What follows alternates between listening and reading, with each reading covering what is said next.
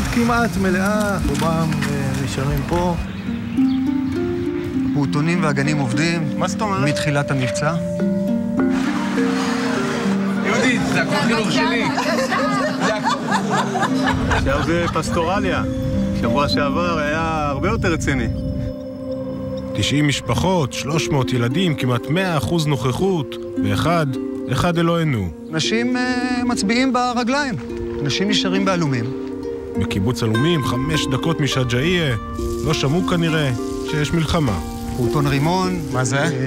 זה פעוטון גרוש. ומה, הפעוטונים עובדים? יש פה עכשיו ילדים שאני שומע מכל מקום? בדיוק.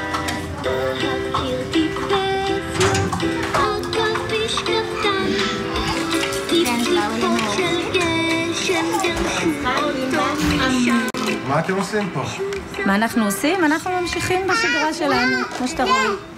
שגרה, מלחמה בחוץ. מלחמה, אבל אנחנו נמצאים במקום מוגן ובטוח.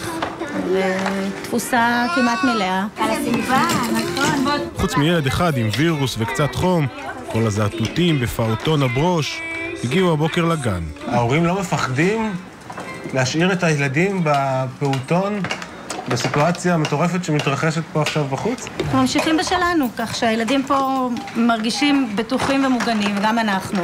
המציאות לא נכנסת להם לתוך לפעמים שומעים קצת רעשי רקע בחוץ, אבל זה לא מטריד אותם יותר מדי. אמנם כל גני הילדים בקיבוץ מוגנו, אבל באלומים לא סומכים רק על כיפת הבטון שבה התעטפו. קיבוץ דתי, האמונה מאוד מחזקת אותנו, וכנראה שזה נותן את התחושת ביטחון הזאת, ומחפשים את הביחד.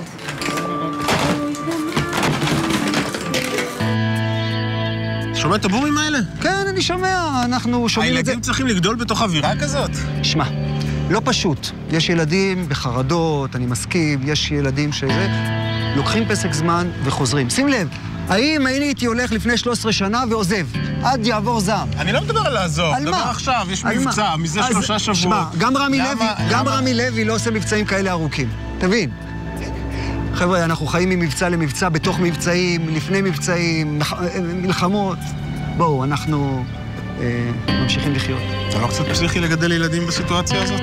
יש הרבה אנשים שחושבים שזה פסיכי. מה זה פה? זה המוסך. הנה, עובדים, בבקשה.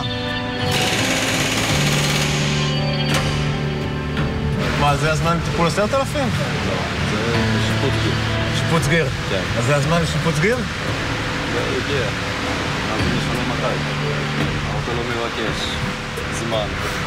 לא מתחשב במלחמות. אם אתה רוצה לראות דוגמה לחוסן, זה החוסן. אנשים מגיעים ונמצאים ולא נותנים לשום... אבל מה, פה עכשיו צבע אדום זה 7 שניות לתוך הממד. אנחנו מומנים בריצה. או שמתחת לגיר פה זה מוגן. אנחנו הגענו למסקנה שהשגרה זה הדבר הכי ששומר אותך מהפסיכיות. אלומים הוא קיבוץ מהדור הישן. רפת, לול, גידולי שדה, מועדון נוער, וגם... מזל טוב, קראתי שהיה מעולה. חדר אוכל פעיל משותף. מה, אני רוצה להגיד לך, אוכלים צהריים רגיל, אבל זה לא רגיל, יש כאן מלא אורחים, אז האקונום נתן לנו אחלה אוכל היום. אתה רואה צ'יפס, פלאפל. סידור במיוחד... ביום רגיל אין את זה. למה אתם פה? למה לא עזבתם? הקיבוץ שלנו בארץ ישראל, למה שנברח? למה שנלך? זה הבית שלנו. זה הבית שלנו. מה שעושים בסג'אעיה. בסג'אעיה ברחו, אנחנו נשארים. לא מפחיד? מאוד מפחיד. כן, אבל זה הבית, בדיוק. יש פער בין היגיון ורגש בדרך כלל. אז הלב בכל אופן לוקח אותנו לכאן. שיותר הגיוני לנסוע.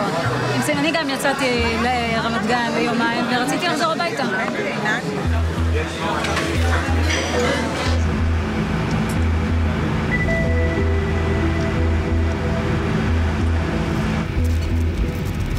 בדרך. יש שם לרקע כל הזמן את סג'אעיה, כן? כן. הנה הטנקים שלנו. והאשים נראה לי שבבוקר הרימו מנהרות. הפציצו מנהרה? נראה לי, הייתי פה בשדה והפיצוצים חזקים מאוד, נראה לי רק מנהרות. הפריקות שלנו מסתרות למעשה עד גדר המערכת ממש. האבק שרואים שם זה עזה, קיבוץ נחל עוז, האנטנה שם זה קיבוץ נחל עוז. לפתוח רדיו שנשמע אם יצא באדום באמת.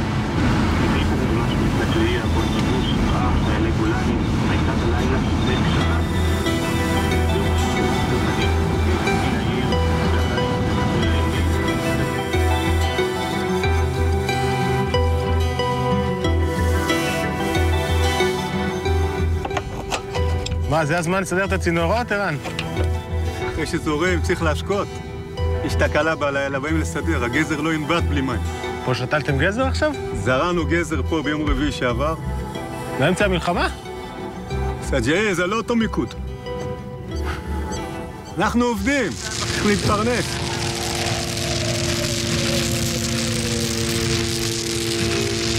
מה זה הבומים? או שלנו או שלהם. נראה לי שלנו.